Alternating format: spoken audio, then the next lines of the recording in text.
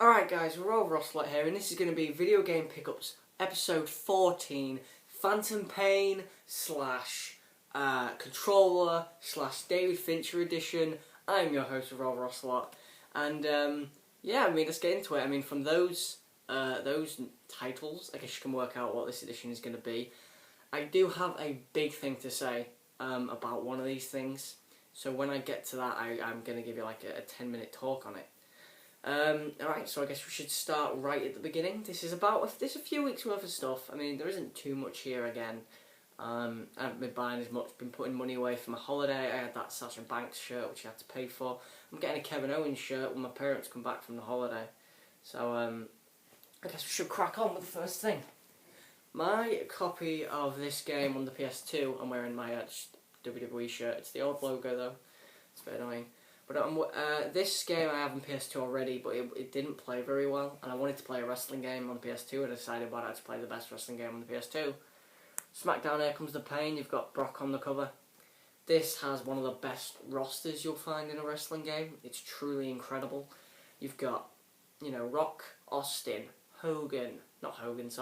Rock, Austin, HBK, Triple H, Jericho, Benoit, Angle, Lesnar, Goldberg, Nash. You've got all the big names. You've got the big names from WCW, like Rey Mysterio, Nash and Goldberg who jumped over. You've got all the big WWF guys, WWE, it changed, sorry, who obviously stayed in the company. And then you've got like Christian, Edge. It's a pretty stacked Divas roster. You can play Stephanie, Eric Bischoff, Vince McMahon. It's a great roster. I absolutely love it. I beat a career mode as Andrew Martin Test, who obviously passed away a few years back. Rest in peace. But I did a campaign, a career as him, and I actually won the WWE title. So, yeah, I love it. It's one of my favourite wrestling games. It is probably my second favourite wrestling game behind No Mercy. It's awesome. And it added like the 3 stages of Hell Match, which they've still not brought back. It makes me sad. Alright, now we move on to the control part of the video. We start off with these. One of my N64 controllers, one of the sticks was kind of awful, so I bought 2 off. This was £4. I bought 2 blue ones off the internet for £14. They're in really good shape. I played them.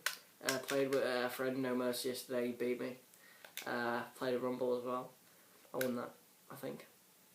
Yeah, I think so. Well, yeah, they feel really, really great. The sticks are nice. One of them had a slight issue with the D-pad, where I pressed to go right and it actually took me up.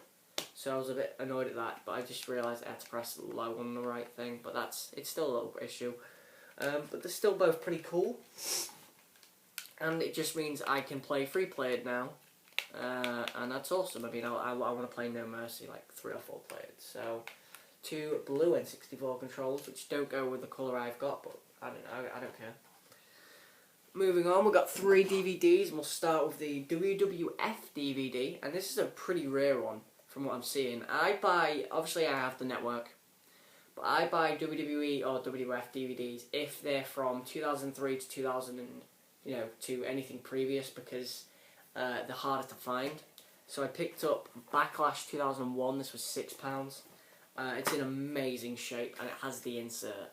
So this is a really good pay-per-view, guys.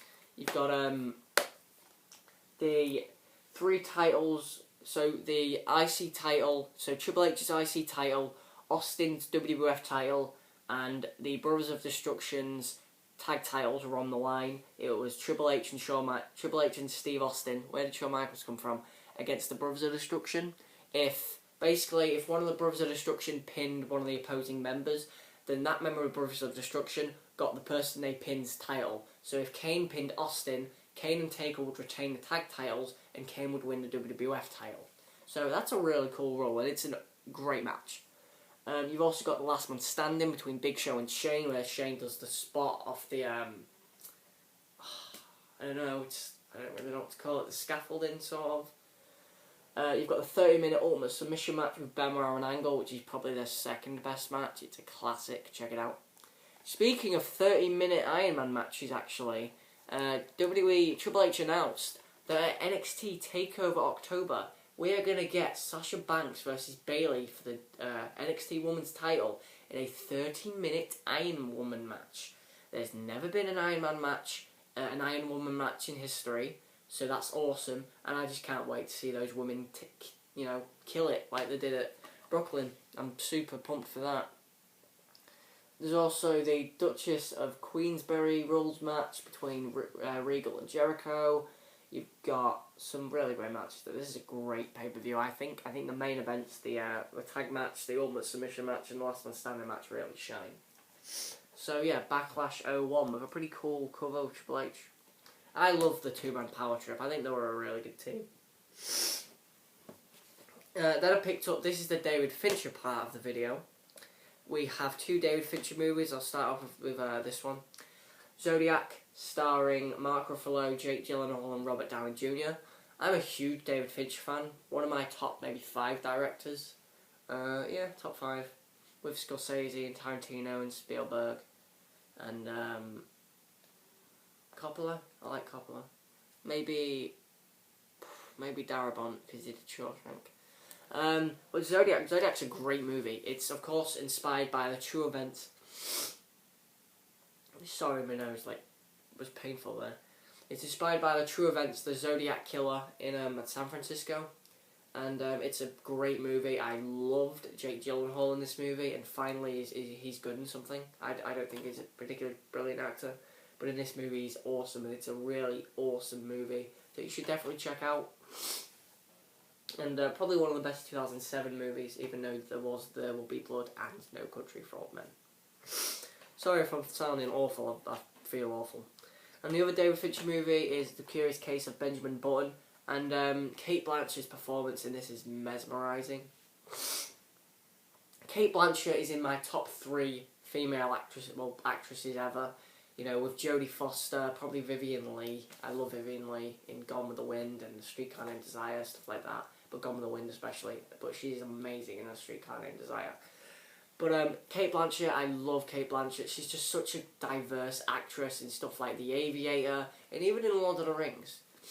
And of course you've got Brad Pitt as well, who takes a more serious role, apart from his actiony stuff like World War Z and stuff like that. And this is a really personal role as well, so I think that's awesome. Just like his Moneyball performance, he shows that he really can act, and that's why I love The Curious Case of Benjamin Button. It's a great movie. It won 3 Academy Awards. Awesome. Well, moving on to a game that I've wanted for ages, and when I attended GeekCon recently and met Boise and Marlene, John Chalice and Sue Holderness from Only Fools and Horses. If you've never seen that show, it's my favourite British comedy ever, so one of my favourite shows ever. I really wanted this game, and I found it, and I was like, yes. And I was willing to pay anything, basically, and I was like, £15 is a good price. Banjo-Kazooie. I was trying to find Banjo-Tooie as well, but I couldn't. I've never played it. I still haven't, because I was waiting for a certain thing to come out, September 1st. And I'm looking forward to this. This should be awesome to play, and it's one of the best platforms ever, right? So, Banjo-Kazooie on the N64, £15. Oh, Zodiac was £1.50, and Curious Case was 50p, so £2 for those. With the £6 for Backlash, it was £8 for 3, so that was awesome. We move on to the big thing, the PS4 game released on September 1st. Metal Gear Solid 5, The Phantom Pain. This is the normal case. I have the Steelbook. I use the Steelbook. It looks far better. I don't really like the cover. I prefer this. And my disc would normally be in here, but it's in my PS4 because I'm playing it at the moment, of course.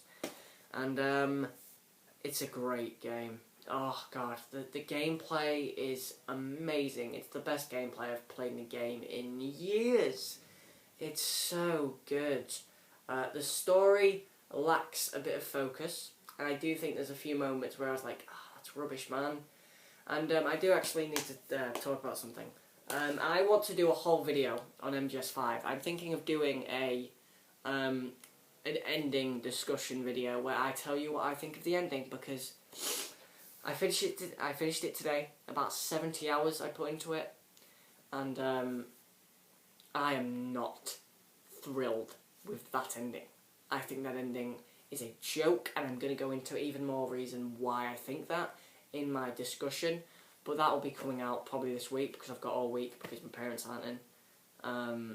I really need to discuss that because that ending sucked. It absolutely sucked, and I can see that if you're a pure fanboy, you might think that's average, but it's not good. As someone who thinks that, I'm a huge Mass Effect fan, and I was there saying, that Mass Effect 3 ending, it kind of sucks. It kind of goes against the whole point of choice. This ending sucks. It absolutely bombs. It doesn't even make sense. It's not coherent. If you want to know more about it, you have to listen to cassette tapes, and the cassette tapes, to me, weren't too important, and then when I just listened to it, I was just like, oh, alright, then apparently they are important. And the fact that it crams so much into these cassette tapes near the end, it's just like, if you listen to this, you'll understand more. I'm just like, no, why aren't you explaining this? And the main point of the ending, the main bit of controversy, I'm not going to mention yet. I'm going to mention in my discussion because I have a lot to say on that one point. And also, the last mission of the game, you have to replay the first mission of the game all the way through, and then you just watch a different cutscene at the end. That is it. That is ridiculous. And another thing I have to talk about as far as replaying missions goes, about, after you've completed the first chapter of the game, which is basically most of the game, you will be asked to replay missions on extreme difficulty, which is hard as balls, on total stealth, which means you can't get seen or the mission fails, and on subsistence, which means you go in, OSP with no gear, which I found the easiest of the three. That is just shady design. Like, that is just padding the game's length, and it didn't need to be padded, so I don't get why they did that.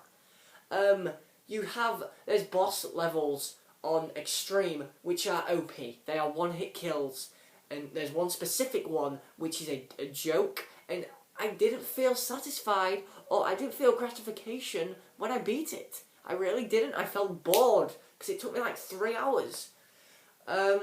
There are things I don't like about MGS5, I'm going to say that. There really are. The story lacks focus. It doesn't have the impact as some of the other games. However, I do want to say that there is one impressive storyline revolving around Quiet, which I think was awesome. I think Quiet was a very good character. I felt emotion at the end of her storyline.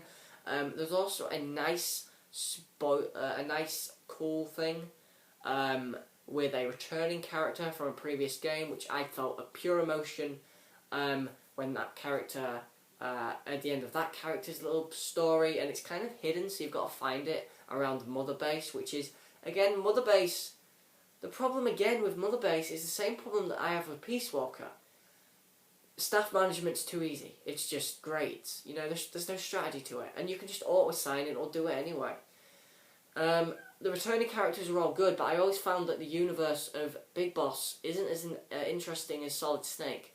Big Boss has Miller and Ocelot and Huey, and that's it. He had Paz. There's Chico. Chico isn't in this game, and they don't explain that too much, to be honest. I do think it's a 10 out of 10 game. I do think it's a masterpiece, but that is mainly down to its gameplay and the way it's presented, its graphics.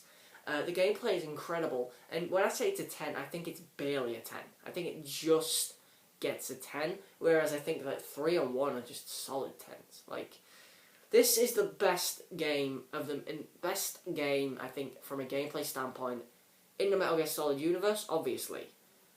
But as far as everything else, it comes third, because 1 and 3 just nail it out of the park in its story, and this one doesn't. And a big point of the story, again, is Skullface.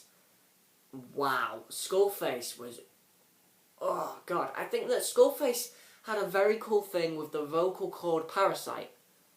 But everything else about him was boring. Like, he just didn't do anything. We didn't know anything about him.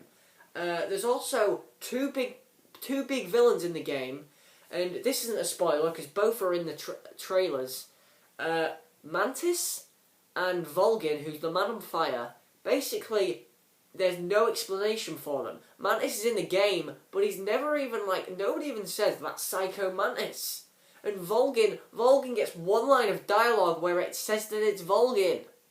That's ridiculous, and that's where I think this game lacked its story and the focus on said story. And I think that, yes, it's an incredible game, and I'm going to get hate, but it just lacked in its story. It really did. And at the beginning, I was like, I enjoyed its story to a certain point, and then I look back on it, and I'm just like, no, it didn't answer that very well, and didn't answer that very well. And then the ending happened, and I was just like, no, that is a joke. I don't particularly like MGS4's story. There's loads of, like, points in it where I can, like, plot holes and just be like, what? And, But in this story, I can do it even more. And in the ending, that uncoherent, unnecessary ending that doesn't please anyone. And if you're pleased, if you think the ending's good, no. If you think the ending's average, I can see that, but you have to be the most pure fanboy in the world. As someone who's a fan of the games, I do love them. I think they're excellent games. I think it's an excellent series, and this is an excellent game. But the ending is downright criminal. It's a slap in the face, and I don't know if this is Kojima or Konami. It's probably a bit of both. So that's what I'm just going to say, but please don't get it wrong. I think the game's great. And in terms of longevity, I put like 70 hours into it. And I beat the story today. So you know you're getting your money's worth, and that's a great thing in 2015. You're going to be getting your money's worth. Witcher 3, Bloodborne, Fallout, and this. So definitely pick this game up. But actually something I do want to say is if you played MGS before, yeah, buy it. I would recommend playing at least Peace Walker, Ground Zeroes, and 3. I mean, they're the more important ones. But if you've never played MGS, then don't play it. Because again, the explaining side is not there. You don't know any of these characters. You don't know what the... you know, you've seen this in the trailer as well, so it's not a spoiler. The AI pod, Strangelove's AI pod, you know what that is in the trailer, but if you haven't played Peace Walk, you don't know what that is. You don't know who Huey Emmerich is. You don't know who Paz is. You don't know Chico, or Miller, or Ocelot. I will say that the voice cast is very well done. I did like Troy Baker as Ocelot, probably my second favourite Ocelot after the third one. And Kiefer, this is the thing again, a lot of my views on the ending actually involve a bit of Kiefer, so I'm not going to say too much, but I am going to say that I think his schedule might have affected how much voice work he could put in. But I think what he does is fine. I really do. It's no hater, but it's fine. So that's all I'm going to say on that. I will be doing a discussion when I feel better, because I feel awful. I couldn't do a 30-minute discussion like this. And the last two things that I picked up are, again, just controllers. I bought these off a friend. One of them is a really cool PlayStation, I believe, 2 England controller. You can see the flag there. It feels awesome. I'm really liking the feel of this. I'm going to play it with Here Comes the Pain, I think, tomorrow. And, yeah, it feels really good. I like it. And the other one is an N64 controller. Its third party is slightly broke. The stick is missing its thumb grip. And the trigger isn't great. But it's still cool. I mean, if we play 4-player, I will use this one because I'll take sacrifice because I play No Mercy the most, even though I actually whenever my friend comes around and plays, I always lose. But thanks for watching, guys. This hasn't been my Metal Gear Solid 5 rant, not yet. That's the next video, and I'm not ranting on the whole game. I'm ranting on the ending, to be honest. So, thanks for watching. This has been Videogame Pickups 14, which, I don't know, it might be the Fincher edition, it might be the controller edition, it might be the Phantom Pain edition. Hell, I'll probably just name it all three. So, thanks for watching, guys. Like, comment, and subscribe for more.